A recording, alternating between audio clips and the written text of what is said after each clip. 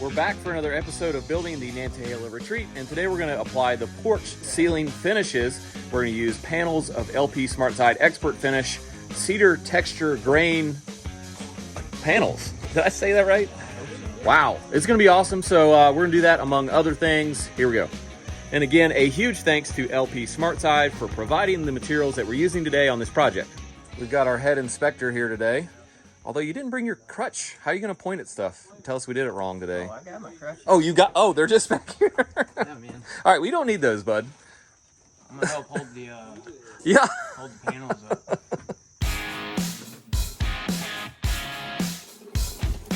We're going to start with this lower, about 8-foot high ceiling. There's that huge vaulted one on the other side. We're going to do that second after we get our bearings on this one. One thing, though, is that the can lights are dead center, and this would be a perfect spot to do 2 boards wide because it's 4-foot wide boards. This is at about an 8-foot wide ceiling, but we can't have a seam right down the middle because the strip that covers that seam would be right in the can light trims, which isn't going to look good or work good. So what we're going to do is actually do a full panel down the center-ish, and then we'll finish with a rip on each side so that the strips don't interfere with our can lights. I've got a pretty cool pro tip, I think, here. I'm marking where I want the edge of this first panel to go, and I've marked center, and I'm pulling back off of that 2 feet, and I need to hold my tape like upside down and somehow like make a pencil mark, you know, at the end of my tape. That's hard to do because this thing doesn't want to stay put. So what I'm going to do is hold 2 feet right on my mark over here, and then I'm going to use the end of my tape to just make a dent in the board, and you can see that, and then I can put a mark on it. So that's a really cool pro tip I use all the time because wood is soft enough you can dent it usually, and you don't have to battle that action.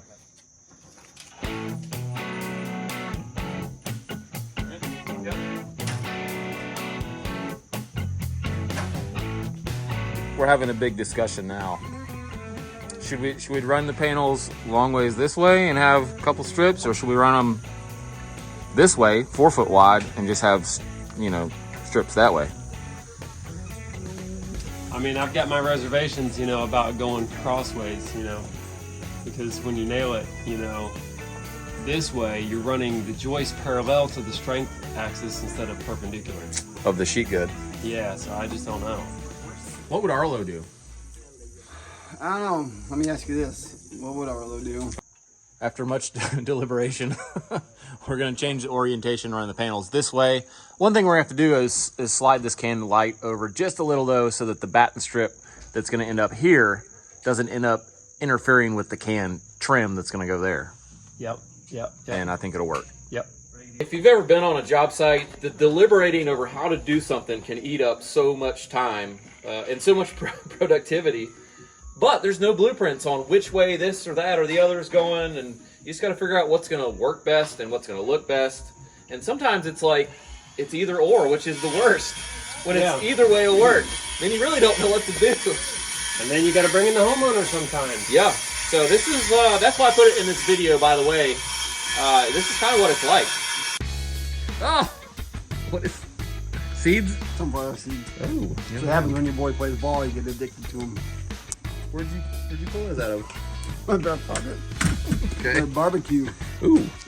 So you soccer dads, you wouldn't know anything about this seed Whatever, stuff. dude. We know about seeds. Whatever, soccer. Come on, bro. Do you even know what offsides is? Yeah, it means you're ahead of the ball. You can't go on the other side. No. It's kind of the concept. Yeah, it is. All right. You can't be ahead of the ball. All right, baseball dad. One other getting going thing here is we're going to add another 1.5 inch thick piece of nailer for the ceiling because we added this trim board and you can see it actually ate up most of our nailing surface on the bottom there of our original nailer. To hit the highlights of this panel installation process, it was pretty simple actually. We're just giving ourselves a little room because there's going to be trim around the outside edges of this, so we don't need to squeeze these panels in tight between the beam and the wall. The hardest part actually was just transferring the locations for the can lights from our ceiling to these panels so they could be marked and cut out accurately, and they need to be pretty tight. The can trim does cover a little bit, but not a lot.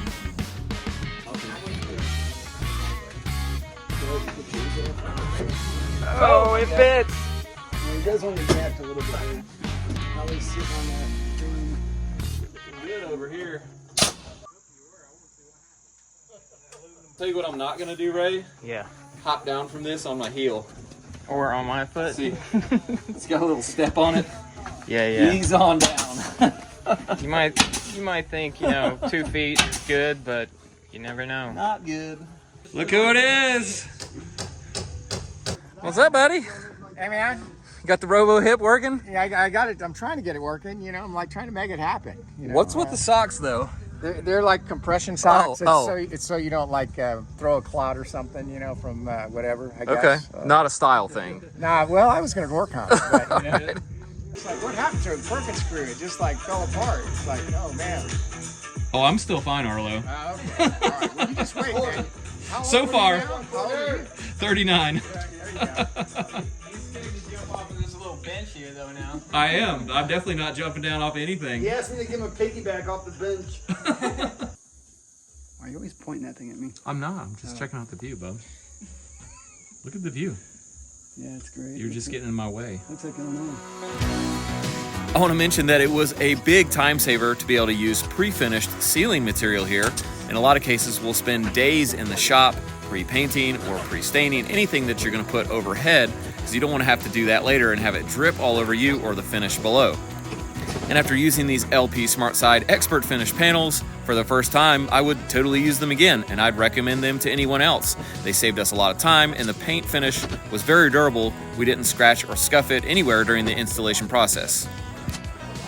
After getting all the panels installed on this section, we went ahead and ripped up some batten strips that will cover all of the joints and also go around the entire perimeter to cover any gap that there is there. We decided to go with a width of 1.5 inches on these battens after another bit of deliberation, and this material is 3/8 of an inch thick, so this will make a nice non-intrusive looking batten, which is what we want.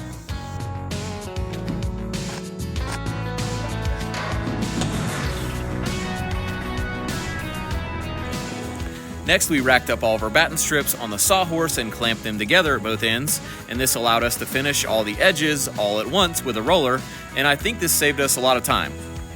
And since this edge grain soaked up the paint pretty quickly, I went ahead and put a second coat on each side to really seal it up well.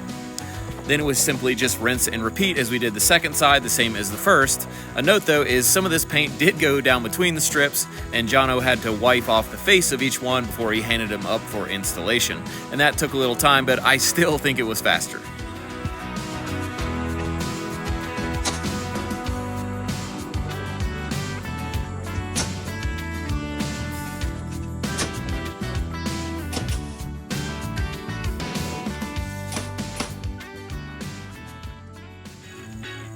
We installed our batten strips around the perimeter first, and then we came back and did the strips over each joint. It took us a total of about 2.5 hours to do the entire install for this porch ceiling, including the trim out, and I really like the way it turned out. It's going to be really maintenance free, and I'm glad we turned the panels the way we did, because I think that does look better as well. Time for a few beauty shots.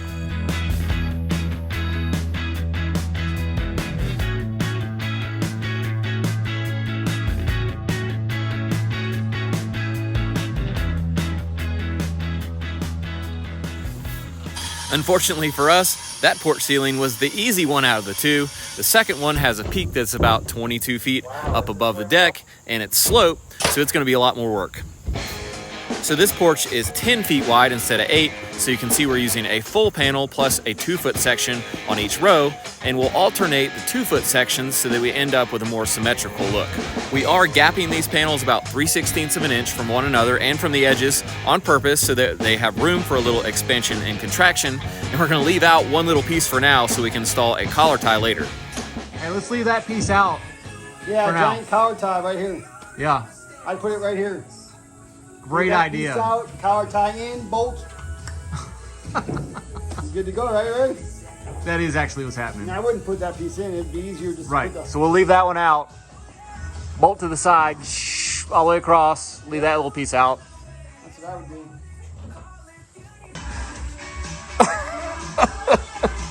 Oh, careful! Just got it.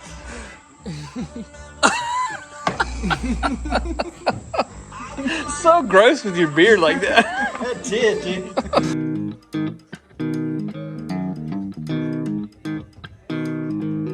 I'm in the mood today, so I've got a couple more tape pro tips. One of them is tape in your tool belt tip.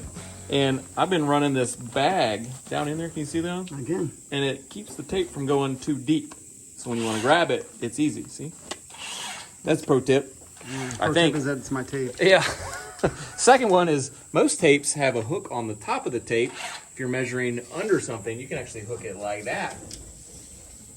And it'll stay.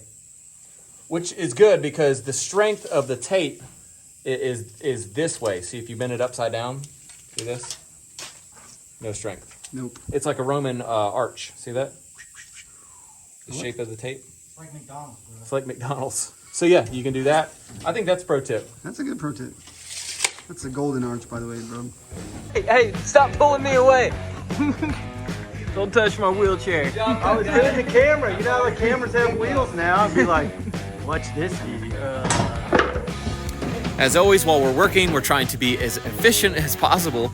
So what we did was put our scaffolding on wheels and we rolled it back and forth at each level, installing the panels on each side at the same height, and then worked our way up, adding levels to the scaffold as we went. So this really has nothing to do with construction, but really everything to do with construction. Jono had a great playlist for us as we installed the ceiling, working together. We had a great time, listened to some great music, and really enjoyed ourselves. And if you couldn't tell from watching our channel already, that's really important to us and to everyone on our job. So I was really pleased with the work we got done and the great time we had doing it. Here it comes, last piece. Got it. Yes. Now we get all the wet. Can't get any more dust in my eyes.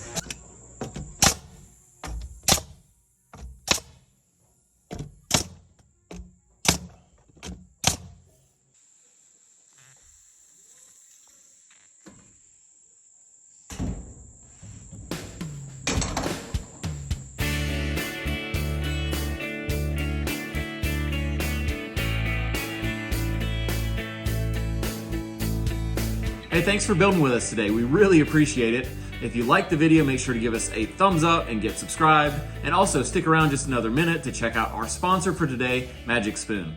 Growing up, I loved eating cereal, and my kids love eating cereal now. But over the last few years, we haven't had the kind of cereal that I like or they like in our house because it's so full of sugar and other junk that we really shouldn't be eating. Eating healthy is super important to me and my family because I love being in shape so I can do the things I love, like mountain biking and skiing and running, and that's why it's important to me. So Magic Spoon makes cereal that's actually nutritious, yet it tastes good enough that my kids will actually eat it, and they're picky. Their cereal contains 0 grams of sugar, 14 grams of protein, and only 4 net grams of carbs in each serving. Also, only 140 calories. And I have to keep saying this, it's nutritious, but actually tastes really good. Try Magic Spoon's best-selling flavors in a 4-flavor variety pack featuring cocoa, fruity, frosted, and peanut butter. Magic Spoon also offers other great flavors including cookies and cream, maple waffle, cinnamon, and blueberry. Click the link below to grab a variety pack and try it today. And be sure to use the promo code PERKINS at checkout to get $5 off any order. Or just go to magicspoon.com/Perkins. Magic Spoon is so confident in their product that they back it with a 100% happiness guarantee. So if you don't like it, they'll refund your money, no questions asked. So make sure to click the link below, use the code word Perkins to get $5 off, or go to magicspoon.com/Perkins. Thanks again to Magic Spoon.